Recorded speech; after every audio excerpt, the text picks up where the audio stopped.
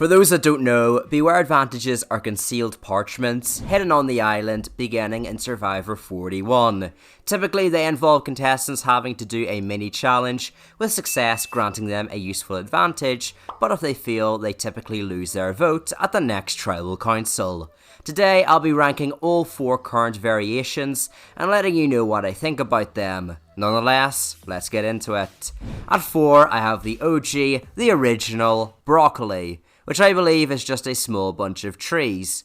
Apparently, within this beware advantage, 3 people, 1 on each tribe, had to say a phrase aloud at the challenge site designated to them by the parchment. There's such grace in a game of soccer, it makes me want to cry. And for most of these contestants, they also were crying over the fact they couldn't vote at any tribal council they attended, until every one of the 3 contestants said their phrases before the merge.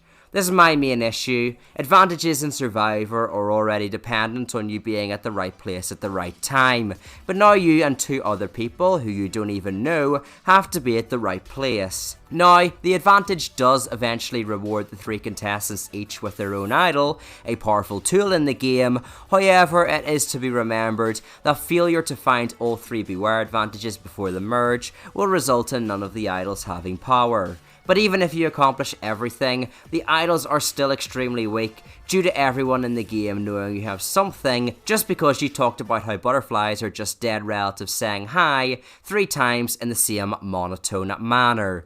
Trying to hide that you have an idol is like a bunny rabbit eating dinner in your mailbox. Impossible. The phrases are ridiculous, making them borderline impossible to fit into conversation, and the end product is rather underwhelming, with 3 people just saying these odd phrases, one after another. So it ranks for me at number 4, and let's move into number 3. Wait. Potatoes have skins. I have skin. Am I a potato?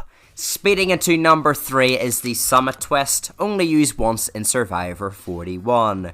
Much like the spoken beware twist, this involves 3 Survivor contestants, with 1 being from each tribe.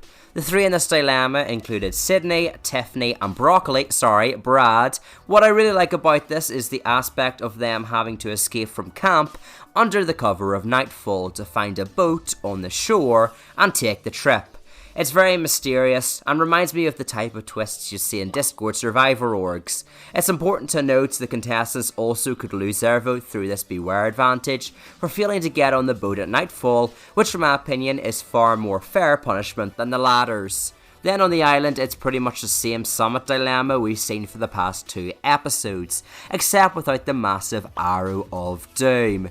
The only slight exception is players are informed of what will go down as a group, and therefore can discuss as a group in discussion time, rather than the mystery of reading it individually while trying to predict your opponent at the ship wheel. This therefore lessens the twist, as, like we see on the season, the players can just game the situation, so some get to steal a vote while 1 writes tarp, essentially protecting their vote. And on a completely unrelated note, steal a vote on tribes of 6? No thank you. Crush it to dust, and then crush the dust to atoms. Well, the idea of escaping under the cover of darkness to a distant island with people from other tribes is, let's face it, cool. Survivor 41 wasn't as creative with the main idea, and it just became another summit twist. On the topic of being caught, at number 2 is a one-time twist that occurred in Survivor 42, and they hope they bring back in another variation. This took Xander's bench dilemma and cranked it up. Or maybe down, since that's the direction Dre's hand had to go when directed to a tube that contained red paint. Now, if you watch my videos, you know I'm no stranger to being critical of modern Survivor. But this is genius. Firstly, it provides dual meaning to the warning on Dre's note that she may risk being caught red-handed. It also is a legitimate risk to offset the incredibly broken advantage she eventually received. The knowledge is power, allowing her to steal someone's advantage, idle, or tell someone like they all do for some reason and immediately get voted out. Whatever floats your boat. By having red paint down her arm, it caused the player to immediately be dropped into a scary situation where they had to think on their feet, which is really unique in the calculated modern Survivor era. Plus, it's a disadvantage that isn't actually losing your vote for a round or more, which was an extremely unfortunate staple in the prior Season 41 and even Season 42. On the topic of unfortunate, this was the second time Drea had fluids unwillingly splashed over her this season. That sounds weird out of context, but I do like the storyline this one seemingly small disadvantage creates, as it causes Tori to notice Drea has red paint accidentally left on her arm and becomes suspicious of her. So I commend the producers for their out of the box, in the tube thinking for this twist. That being said, at number 1, the newest and in my opinion best implementation of the Beware advantage comes from Survivor 43. It can be a bracelet, it can be a hat, it can even keep your crotch company. Beads. Personally, I think this twist does what the island twist attempts, but makes it more time efficient. It still has the strategy present in the island twist, but, in my opinion, has the social aspect more present. However, players aren't pigeonholed into one social strategy, which I like. This means we get to see players play to their strengths, like Cody using his laid-back, live-in-the-moment persona to craft a fun story surrounding a hat with palm fronts he wants to wear to tribal, but wants everyone's beads surrounding it. Carla, on the other hand, is more of a cold and calculated individual, constantly trading with others for their specific beads. As one of my commenters noted, the beads were fun because I don't think anyone expected it, and forced players to be social to get it. The twist itself involved contestants having to complete a trial where they must collect the quote-unquote special beads, which everyone had one of connected to their bag.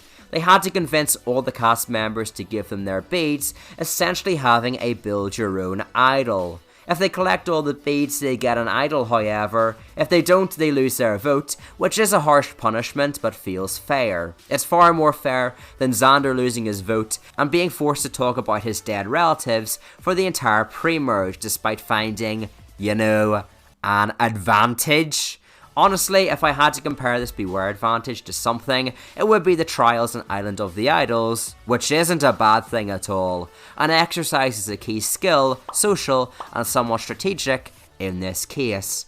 I've seen criticisms online about how these beads are stupid and has no real risk, but you have to remember this bead is the biggest and most beautiful of them all. It's like stealing a diamond in the rough. It's very easy, with a poor social showing, to stoke suspicion from your castmate about why they want their beads so badly, considering this cast are primed with the knowledge, from Survivor 41, that production is willing to ask their cast to seemingly do weird things for power.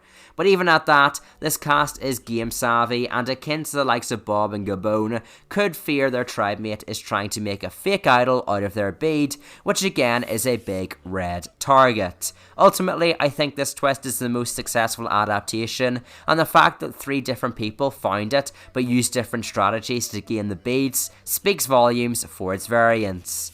On the topic of volume, if you want to hear me screaming at Americans, here's a video where I criticise 5 individuals whose professions failed them on Survivor. Nonetheless, have a great day, subscribe if you enjoyed, and peace!